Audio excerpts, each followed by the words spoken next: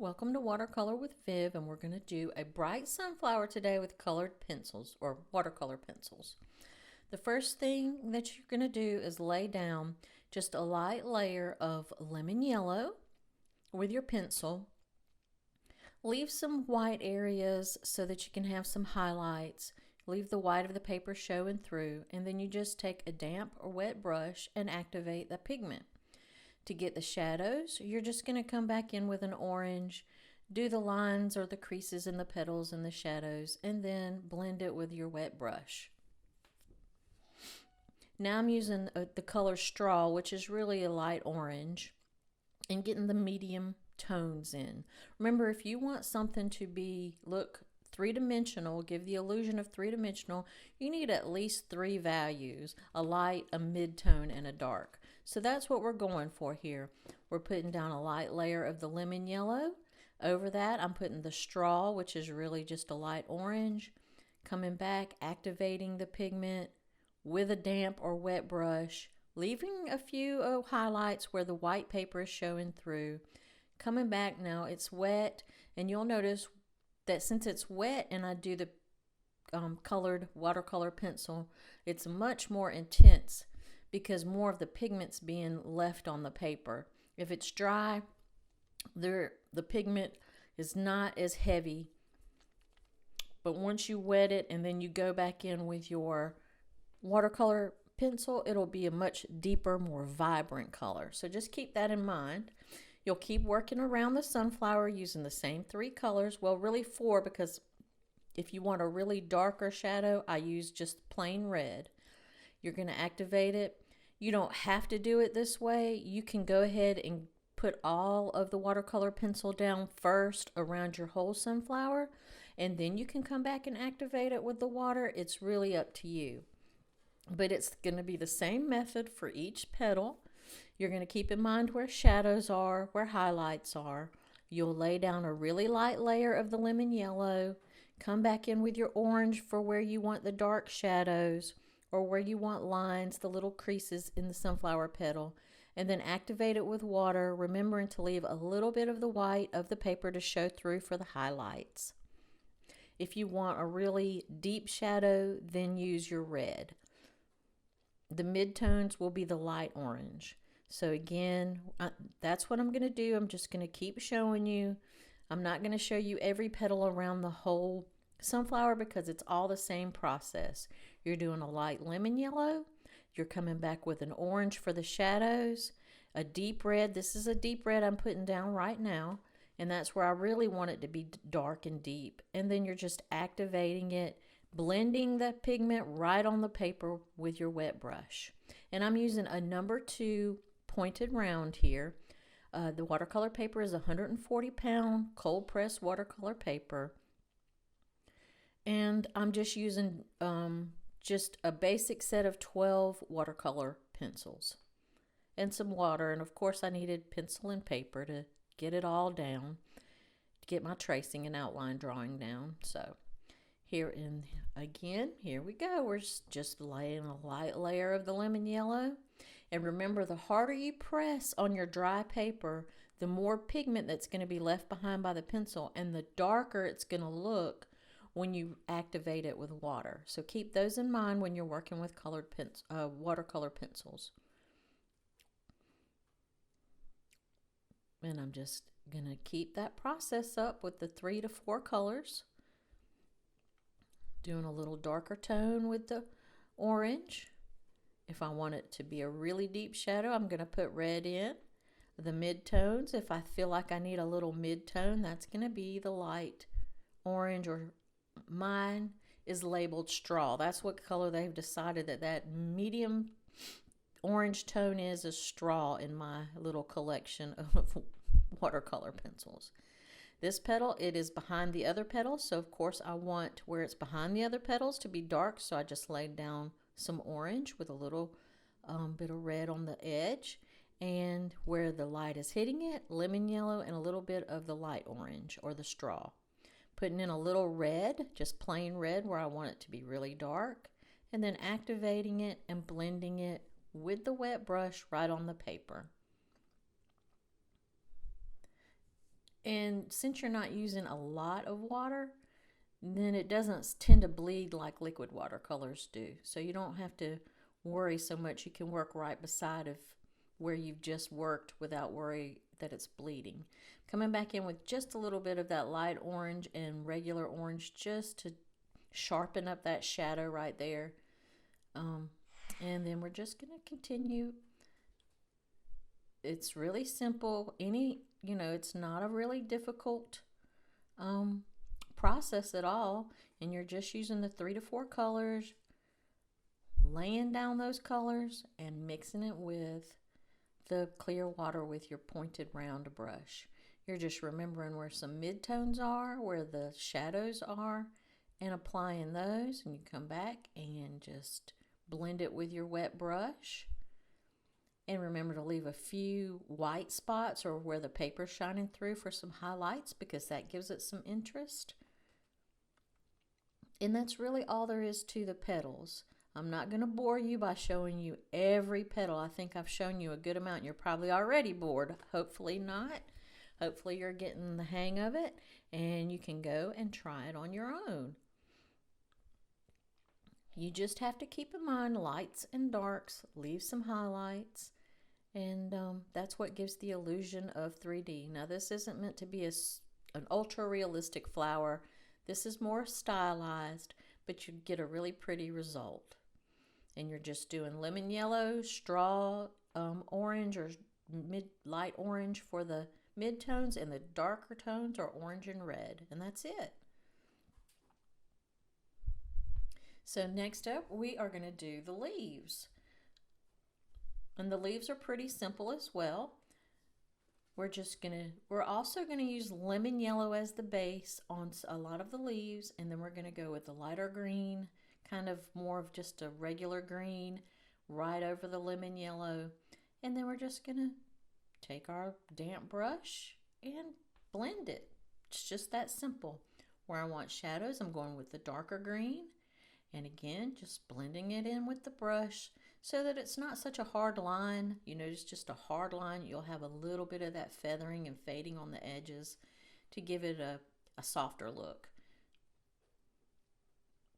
I'm just using the light green here for where the sun is hitting it, but not as bright as it is underneath, and just a little of the darker so that it'll be more in shadow. And then I'm going to blend it with the wet brush. I add a little bit of yellow just to kind of keep it cohesive with the front part of the leaf that we did with more yellow, if that makes any sense. Hopefully it does. And you just blend it out with your brush. Really easy effects. It's not, there's nothing hard about this. I think anybody can do it as long as they just keep those things in mind. The harder that you press, the more pigment you're going to leave on the paper, the darker it will be when you wet it.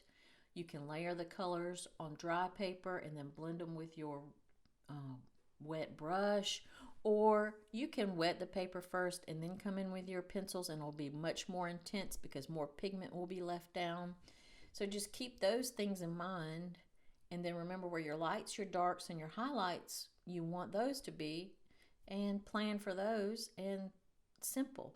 So with this leaf, I did the lemon yellow first, the light green, and then the dark green for the shadows, and now I'm just blending it with my wet pointed round brush. And that again is a number 2 if you missed it already.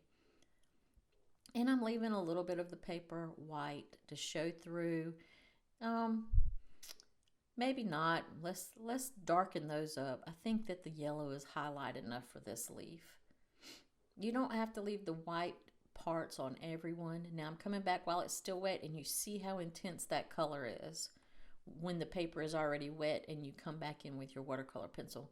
The color is really much more intense because more pigment is being laid down on the paper since it's wet. Back here, I want it dark, so I'm going already with the medium, and then I'm going to come in with the dark green. And with these leaf colors, the colors that we're using are lemon yellow, a light green, kind of a light to medium green, a dark green, and then for the really dark places, I'm going to put just a little bit of blue, but we haven't gotten there yet.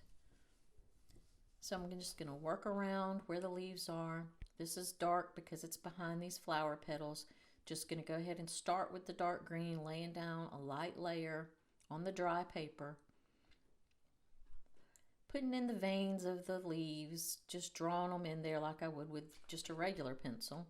Then I'm going to come back over that with the lighter medium green and blend on top of that. Still the paper is dry. And then go ahead and color out that leaf where the sun is hitting it. So we want it to be lighter. So we're going to come back in with just a little bit of the lemon yellow, because once we wet it, it'll blend in there and make it look really bright. Now this is where I want it to be a lot darker. So I'm taking blue on top of my greens, and that blends when you put the water on it. It blends it into a nice deep shadow. It turns it into a blue-green deep shadow. So remember where the shadows are that you want. Remember if there's any veins or ridges or anything like that, you want those to be darker. So use your darker color watercolor pencils. Where you want it to be lighter, use your lighter watercolor pencils. And if you want some highlights, let the white of the paper just shine through, so don't put anything there. On this leaf, we are going to go ahead and just put in some textures. If you'll look close at sunflower leaves, they have these little like block squares. The way that the leaf grows, it has these little block squares, and it gives it a really interesting texture. We're just going to do a hint of that with the dark green, coming back over with the light green and just coloring the whole top half. And now where the sunlight is hitting on the very bottom of the leaf, we're going with the lemon yellow and then blending it all with the wet brush again. So simple. So for the leaves, we're just using 3 to 4 colors depending on how dark of a shadow you want. We're using the lemon yellow for the really light spots. Then we're using a medium green and for the mid-tones. It's kind of a medium light green. And then the darker green for the shadows and some textures and the veins. And then if we want a really deep shadow, we're adding a little bit of just plain blue. So those are the colors that you're using. You're keeping in mind where the shadows are, because remember, light and dark, it's the light that makes your object seem like it's 3D, give the illusion of 3 dimensions on your 2-dimensional piece of paper. And so that's really what you want to be mindful of. It doesn't have to be exactly perfect. Again, these are stylized. It's a stylized flower. It's not meant to be, ultra realistic. It's just meant to be pretty and give you a little bit of practice on how to use your watercolor pencils and just the basics of light, dark, shadows, highlights, those kinds of things to make your painting look 3-dimensional, give it a realistic quality, the illusion of it. Now I just dabbed up a little bit there because I just didn't like the way it looked. So now I'm going to come back in with the darker green and put in some blue because I want this to be really dark in there. So I put the blue for the really dark shadow. And now I'm putting the lighter green on top of the darker green and the blue, and then I'm just going to blend it out with the wet brush. I mean, it's the watercolor pencils are pretty simple. Of course, this is like a really basic lesson that I'm showing you. I'm not getting into anything fancy, just so that you can get some confidence and see that you can make things look really pretty with just a few of these techniques, and just keeping some of the rules of watercolor and painting and art in mind.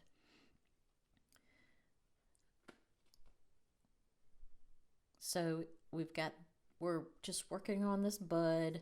I've got a deep shadow underneath this sepal, or I'm not really sure. I think it's called a sepal, but we're just going to call it a bud leaf just to make it simple. And you see how that makes it pop and makes it look like it's 3-dimensional when you put the really dark and the really light and get some midtones in there. So on this one, I'm just going to go with the dark first, with the lines and a few shadows, then the mid-tone green, and now the lemon yellow, and we're going to blend it all together. And You can use this technique on just, I don't know, any kind of subject matter. I'd love to see it if you'd go on your own and do some of your own flowers. That would be great using this technique. That would really see if you really understand what you're doing, and it helps. Anytime you practice, you're going to get better. So the lemon yellow again, the green, kind of the mid-tone lightish green, some blue way down here where I want it really dark, and then just blend it in. It just blends right on the paper when you activate it with the water. It looks really pretty, gives a really nice effect.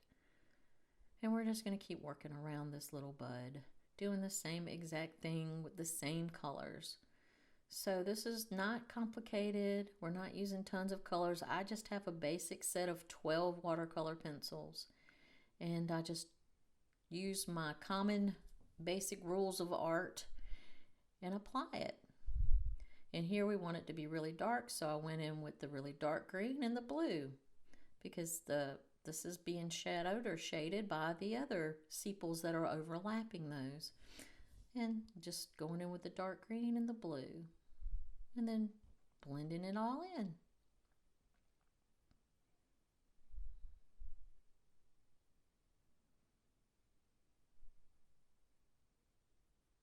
And we're almost finished with this bud. And we're just working around it. Remember where shadow is, remember where light is. Giving it a little bit of interest. Leaving a few spots where the paper shines through, just to also give it some interest and give it the illusion of highlights. And where I've got too much pigment, I'm taking damp brushes and just pulling it up. Now we're going to do the flower center. Okay, first off, I'm just taking the lemon yellow and doing the little dots. Now, I suggest you don't make your pencil marks, your graphite pencil marks, as dark as I have, because it will leave it looking a little bit gray. But I put them up there so that you could actually see what we were painting. I go a little bit darker for the videos, but when I'm working on something that I'm doing for a client or for myself, I never go that dark with the pencil lines. So once we get those in, I'm just going to add a few little shadows with the color that they call straw, which I call light orange.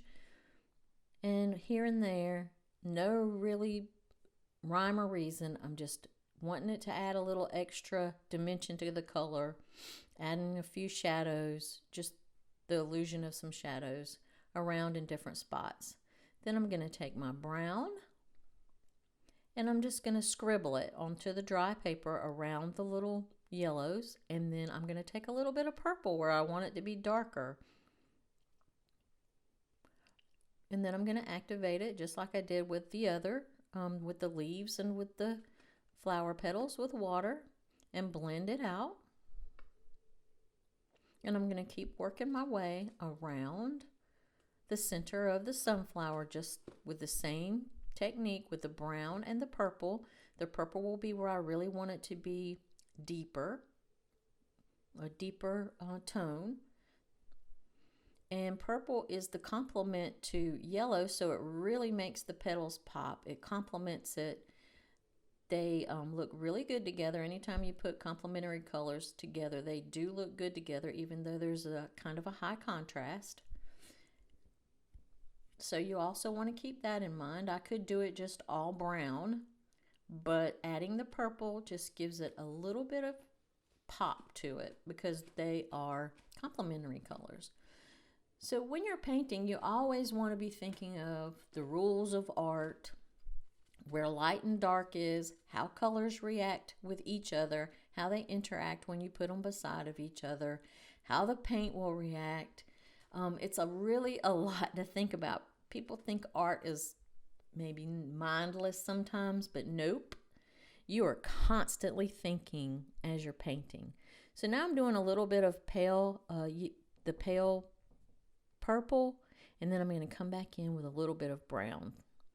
And I'm just wetting it, blending it, just letting it kind of blend into the little yellow dots of pollen, the little pollen dots, that's what we're going to call them. and just work your way around as you go. Again, you can color it all in first with the dry pigment and then come back and wet it. I like to do it a little section at a time. That way I can compare lights and darks and see if I need to adjust anything as I'm going, so that it just makes it easier for me to be able to stay in the right color tones, the right shadows and everything, doing it a little at a time, because I can constantly compare and contrast. So now I'm just putting a little brown in the very center. This is where the sunflower seeds will be. And a little bit of blue, because I want it a little darker there at the bottom. And then a little bit of purple. And then I'm just going to activate it with some water and blend it all around. It is looking really pretty. I really like the center. So there you have it, your beautiful sunflower. Just really simple, easy techniques, and I hope that you go on, take your watercolor pencils, and get going. Thanks for watching. Till next time, this is Art with Viv.